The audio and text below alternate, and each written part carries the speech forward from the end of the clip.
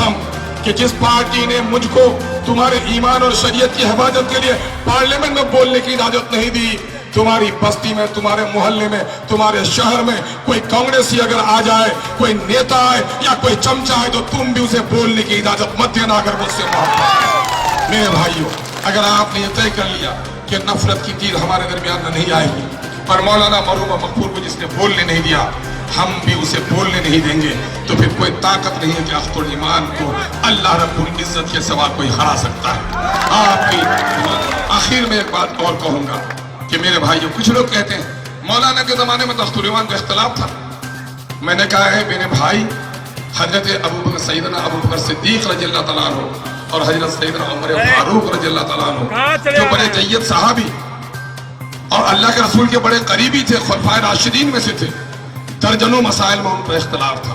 इल्मी इख्तिलाफ, सियासी इख्तिलाफ अलग चीज है, जाती इख्तिलाफ अलग चीज है।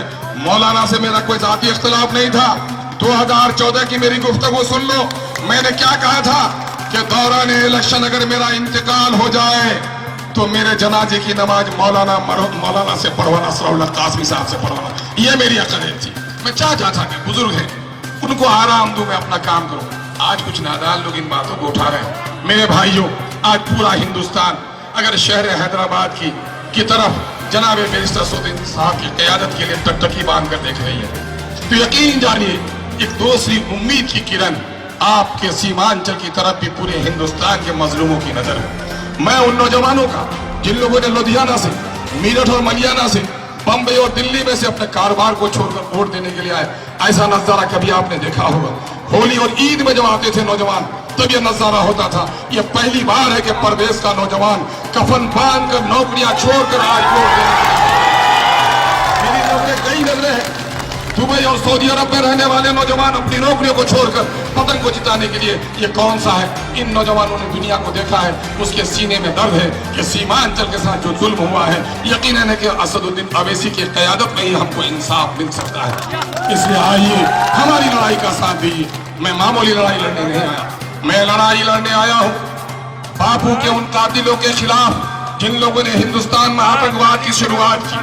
मैं लड़ने आया हूँ गुजरात की मासूम बहनों और बच्चों के कातिलों के खिलाफ। मैं लड़ने आया हूँ अलीगढ़ का पैसा जिन बेईमानों ने नहीं दिया उनके खिलाफ। मैं लड़ने आया हूँ, और हाँ, मैं लड़ने आया हूँ उन लोगों के खिलाफ जिन लोगों ने हमारे अबकरी आलिम दीन, तफक्कुह फिद्दीन रखने वाले आलिम दीन, मुफक्किर इस्लाम आलिम दीन को हमारे ईमान की हिफाजत के लिए पार्लियामेंट में बुलाने, बोलने की इजाजत नहीं दी। मैं लड़ने के लिए आया हूँ उन लोगों के खिलाफ जिन लोगों ने सीमांचल के साथ मुसलसल नाइंसाफी की। सीमांचल के मेरे भाइयों, सीमांचल एक कश्ती की तरह है। हम सभी हिंदू, मुस्लिम, सिख, ईसाई उस सीमांचल की कश्ती में मुसाफिर की तरह बैठे।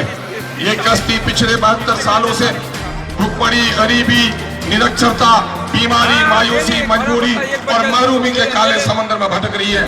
आइए उसका पतवार मेरे हाथ में दीजिए, मैं आपकी कश्ती को तरक्की के साहिल और इंसाफ के किनारे तक पहुंचाने का काम करूंगा।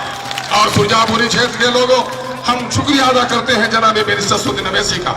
अगर सीमांचल लफ्ज को अगर किसी ने पार्लियामेंट में कह के सुनाया, सीमांचल की दरो दीवार पर अगर लफ्ज सीमांचल अगर पार्लियामेंट की दरो दीवार तक किसी ने पहुंचाने का काम किया है तो बैरिस्टर सदरुद्दीन अवैसी है।